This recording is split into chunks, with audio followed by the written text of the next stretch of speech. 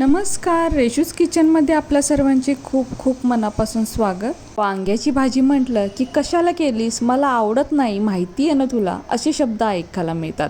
पण जेव्हा ही रेसिपी बनवाल तेव्हा पुढच्या वेळेला अशीच बनव असे प्रत्येक जण म्हणेल. इतकी मस्त ही रेसिपी आहे. चला तर मग रेसिपीला सुरुवात करूया. तर बाजारातच अशी कोवळी कोवळी छोटी छोटी वांगी पाहिली की पाहूनच मन भरतं.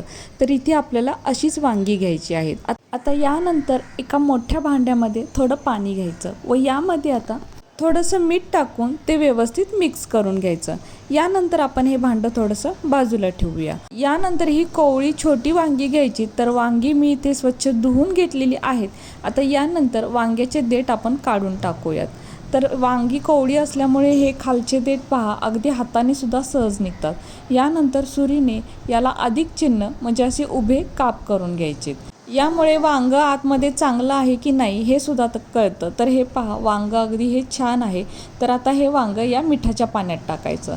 आता अशाच पद्धतीने आपण सर्व वांगी चिरून घेऊयात. इथे वांग्याचा वरचा देठ हवं तर आपण पूर्ण काढला तरीही चालेल किंवा आहे तसा ठेवला तरीही चालेल. आता इथे पहा, मी ही साईडची देठं सुद्धा अशीच ठेवलेली आहेत. फक्त चेक करून घ्यायचं की हे किडलेलं नाही, कारण या देठाच्या खालीच वांग जास्त किडण्याची शक्यता असते.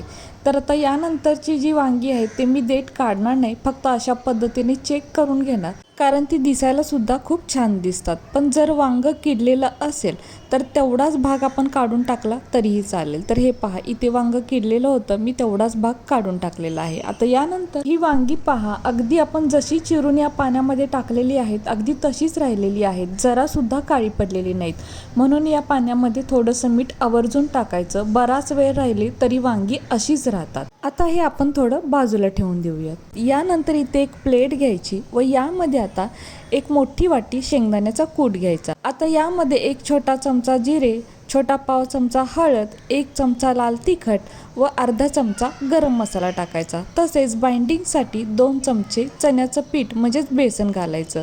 त्यानंतर चवीपुरतं मीठ घालायचं आणि हे सर्व साहित्य एकत्र चांगलं मिक्स करून घ्यायचं. आता यानंतर एका वाटीमध्ये थोडंसं पाणी घेतलेलं आहे, तर अर्धी वाटी पाणी आहे. आता हे पाणी आपल्याला थोडं थोडं ओतून यामध्ये मिक्स करून घ्यायचं आहे.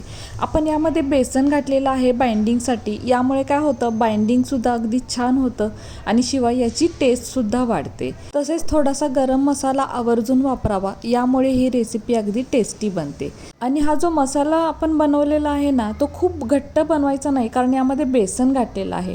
तर हे पहा, अगदी खूप घट्ट नाही आणि खूप पातळसुद्धा नाही बनवायचा.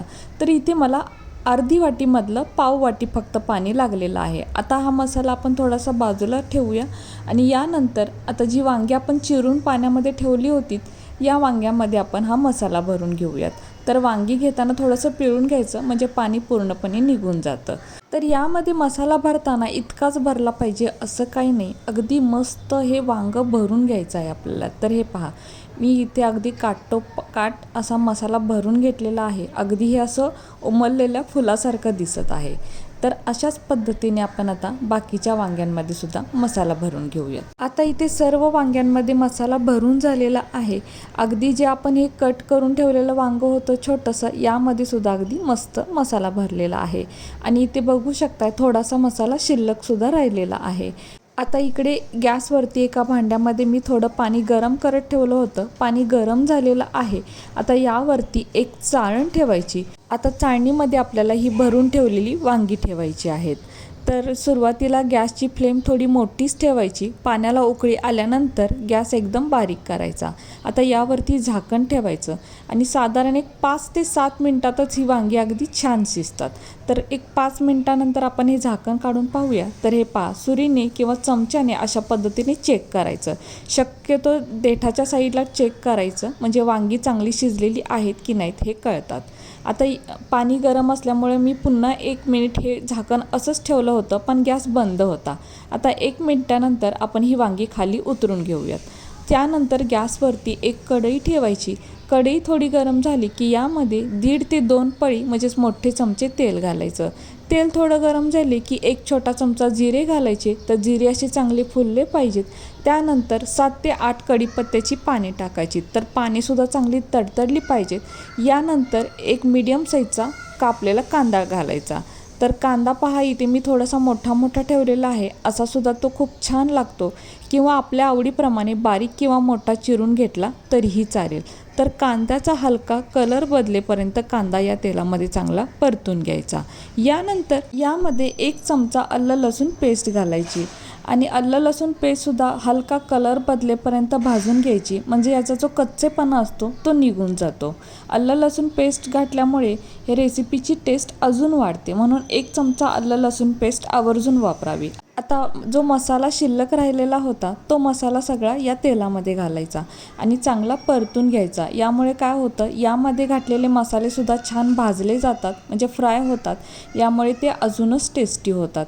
आणि मसाला मुद्दाम थोडासा जास्त बनवायचा, यामुळं काय होतं, बाकीचं कुठलंही वाटण करण्याची गरज लागत नाही. तसेच यामध्ये आपण बेसनसुद्धा घातलेलं होतं, त्यामुळे मसाला चांगला भाजून घेणं गरजेचं आहे. आता यामध्ये छोटा पाव चमचा हळद, अर्धा चमचा लाल तिखट व हवं असेल तर छोटासा गरम मसालासुद्धा घालायचा. तसेच चवीपुरते मीठसुद्धा घातलेलं आहे. आता हे सर्व पुन्हा एकदा चांगलं मिक्स करून घ्यायचं. आता यानंतर जी वांगी आपण वाफवून घेतलेली होती, भरलेली वांगी, यामध्ये ठेवायची आणि पुन्हा एकदा चांगली परतून घ्यायची. तेलामध्ये परतल्यामुळं खूप टेस्टी होतात. तसेच यामध्ये आता आपण पाण्याचा वापर अजिबात करणार नाही आहोत, कारण वांगी इथे शिजलेलीच आहेत. पण जर आपल्याला इथे ग्रेव्ही हवी असेल तर थोडंसं तेलाचं प्रमाण वाढवावं लागेल, किंवा थोड्याशा पाण्याचा वापर केला तरीही चालेल. आता यावरती बारीक चिरलेली कोथिंबीर टाकूया व यावरती झाकण ठेवून फक्त 1 मिनिट भरासाठी ठेवून द्यायचं. आता 1 मिनिटानंतर पाहू शकतोय काय मस्त अशी चमचमीत ही भरली वांगी तयार झालेली आहेत. पाण्याचा वापर जास्त न केल्यामुळे ना ही अशी भरलेली वांगी एकदा करून पहा, खूप टेस्टी होतात. खरंच वांगी नको नको म्हणणारे सुद्धा अगदी बोटीत चाखत खातील. तर हे पहा, पाहूनच तोंडाला पाणी सुटतं ना.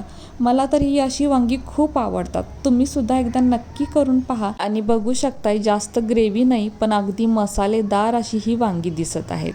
तर आता एका प्लेटमध्ये आपण वांगी काढून घेऊयात. तर जेवताना ताटात वरण भात, भाकरी किंवा चपाती आणि अशी भरली वांगी, आई ग, काय मजा येईल ना खाताना. आणि ही वांग्याची रेसिपी तर ना तुम्ही एकदा करून पहा.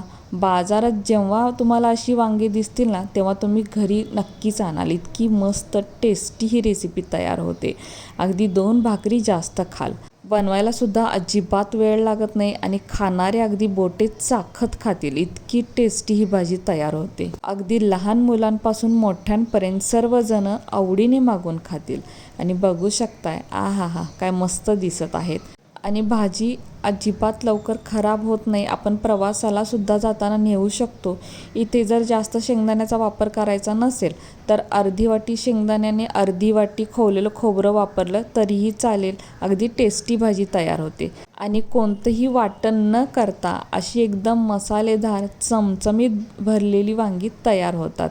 अगदी पाहूनच तोंडाला पाणी सुटतं, हो ना. बनवायलाही जास्त वेळ लागत नाही, कमी साहित्यात, म्हणजे अगदी घरच्या साहित्यातच बनतात. तर कशी वाटली तुम्हाला ही आजची रेसिपी जर तुम्हाला आवडली असेल तर आपल्या माणसांसोबत नक्कीच शेअर करा. आणि हो, व्हिडिओ जर तुम्हाला आवडला असेल तर प्लीज आपल्या या व्हिडिओला एक लाईक नक्कीच करा. नवीन असाल तर चॅनलला सबस्क्राईब करा, सोबत बेल आयकॉन प्रेस करा, म्हणजेच मी बनवलेले असेच नवनवीन रेसिपी सर्वात आधी तुम्हाला मिळतील. आता पुन्हा भेटू असेच एका नवीन रेसिपीसोबत.